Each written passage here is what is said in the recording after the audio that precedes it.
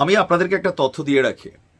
আপনারা আন্তর্জাতিক গণমাধ্যমগুলো BBC, Reuters, New York Times, AFP, AP, তারপর আরো কিছু গণমাধ্যম আছে বা ভারতের যে মিডিয়াগুলা, এই মিডিয়াগুলা প্রকৃত দৃশ্য আপনাদেরকে দেখাচ্ছে না। যদি একটু দেখাই থাকে সেটা হচ্ছে Al Jazeera, Middle East Eye Monitor, তারপর তুরস্কের আনাদোলু এজেন্সি যে গণমাধ্যমটা আছে কিছুটা, তারাও সবটা প্রকাশ করে না।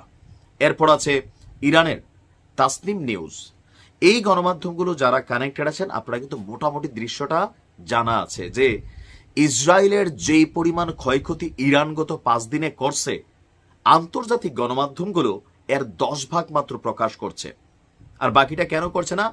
কারণ এতটুকু তো এখন বুঝে গেছেন যে এই লড়াইটা পশ্চিমা বনাম ইরান। আর ইরানের জনগণের মধ্যে মনোভাব নষ্ট করার জন্য বা সারা বিশ্বের কাছে বোঝাচ্ছে যে দেখো ইরান হাইরা যাচ্ছে, ইসরায়েলের কোনো ক্ষয়ক্ষতি হচ্ছে না। কিন্তু আমরা জানি ইসরায়েল কিভাবে তাদের গণমাধ্যমকে কন্ট্রোল করে এবং তাদের গণমাধ্যমও ওইভাবেই নিজেদেরকে সামনে আনে, যেইভাবে আনলে বিশ্ব মনে করে ইরান ডরাই যাচ্ছে, ইরান পোতাই যাচ্ছে। কিন্তু দেখেন মাত্র 4 দিনে 400 ক্ষেপণাস্ত্র মিক্সিং ককটেল বুঝছেন তো, বিভিন্ন আইটেমের ক্ষেপণাস্ত্র যা এতদিন যাবৎ ইরান তৈরি করেছে, 1000 ড্রোন, তাও ককটেল। এই 5 দিনে 400 ক্ষেপণাস্ত্র, 1000 ড্রোন ছড়ছে ইরান, যা তাদের মোট রিজার্ভের 0.5%ও না।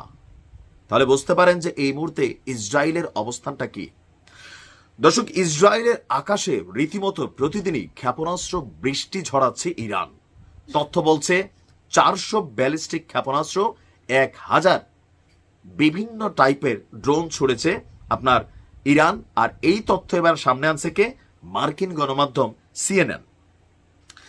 সিএনএন বলছে যে ইসরায়েলি সেনাবাহিনীর ঊর্ধ্বতন কর্মকর্তাদের বরাত দিয়ে তারাই নিউজটা করছে, এটা অন্য কারুর কাছ থেকে না।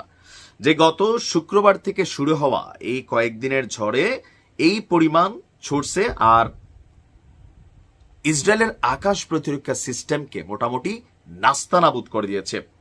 অন্যদিকে ইসরায়েলের বিপরীতে ইরানের ইসলামী বিপ্লবী গার্ড বাহিনী আইআরজিসি বলছে তারা ইসরায়েলের উদ্দেশ্যে সেজিল 2 নামের দীর্ঘ পাল্লার কঠিন জ্বালানির ব্যালিস্টিক ক্ষেপণাস্ত্র ছুড়েছে। ইসরায়েলের বিরুদ্ধে ট্রু প্রমিস 3 হিসাবে এই ক্ষেপণাস্ত্র নিক্ষেপ করেছে, যার পাল্লা হচ্ছে 2000 থেকে 2500 কিলোমিটার পর্যন্ত। এখন এই যে বিভিন্নভাবে আমরা যে তথ্যগুলো সামনে আসছে, এই তথ্য থেকে এটা স্পষ্ট যে ইসরায়েল এই লড়াইয়ে হেরে যাবে নিশ্চিত, যদি না পশ্চিমারা তাদের সামরিক ভান্ডার খুলে দেয়। স্ট্যাটিস্টিক্স বলছে, স্ট্যাটিস্টিক্স কারা করে? পশ্চিমারা। কোন দেশের কাছে কি আছে, সামরিক সক্ষমতা কার বেশি কম, সেখানে ইরানের সাথে ইসরায়েলের আকাশ পাতাল পার্থক্য আছে। কিন্তু একটাই সমস্যা যে ইরান যখন কোনো অভিযান চালায়, আপনি ইসরায়েলে যে পরিমাণ ক্ষয়ক্ষতিগুলো হয়েছে আপনি ধরে রাখেন ব্যালিস্টিক ক্ষেপণাস্ত্র 400 ছুড়লেও বড় জোর 100 ক্ষেপণাস্ত্র তার লক্ষ্যে পৌঁছাইছে। 305টা সিকিউরিটি লেয়ার ধ্বংস করছে। আর এই সিকিউরিটি লেয়ারের ভিতরে 300-র মধ্যে 200 বা 250 আরব দেশগুলোর মধ্যে আটকে গেছে। আর ইসরায়েলের যে সফলতাটা দেখছেন, ওয়ান ওয়ে রুট, কোনো বাধা নাই, ডাইরেক্ট যাচ্ছে, মাইরা চলে আসতেছে। যদি ইরানের এই ছোড়া ক্ষেপণাস্ত্রগুলো, ড্রোনগুলো কোনো বাধা ছাড়া ইরান থেকে ইসরায়েলের আকাশ পর্যন্ত যাইতো, তাহলে আকাশ প্রতিরক্ষা সিস্টেম বড় জোর 20 to 30% সফল হইতো, 70% ইসরায়েলের ভিতর পড়তো। কি অবস্থা হইতো আপনি ভাবছেন? ভয় পাবার কিছু নাই। তবে হ্যাঁ, মার্কিন যুক্তরাষ্ট্র যদি জড়াই পড়ে তাহলে পরিস্থিতি উল্টাপাল্টা হবে। তো সেই ক্ষেত্রে নির্ভর করছে রাশিয়া, চীন, তাদের অবস্থানটা কি। ইনশাআল্লাহ অনেক কিছু হবে। ভালো থাকুন।